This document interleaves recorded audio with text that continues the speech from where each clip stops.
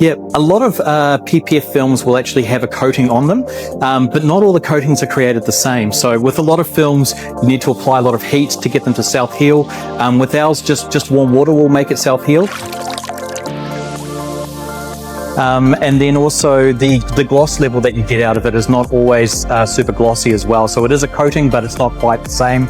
Same with the hydrophobicity. So they have different levels of performance to it. So we spend a lot of time and effort working on the chemistry to make sure that ours works very, very quickly, very easily, and very fast. So very good stain resistance, self-healing for scratches, and then also a very high gloss level. So Avery Dennison's X-Proof top coat technologies is a coating on top of the film where a lot of the hydrophobicity performance comes from, and also the scratch resistance and the high gloss level.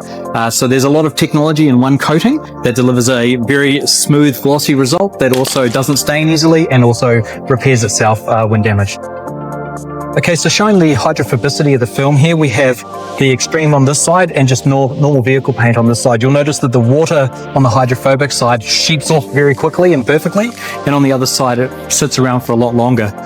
So just using water again,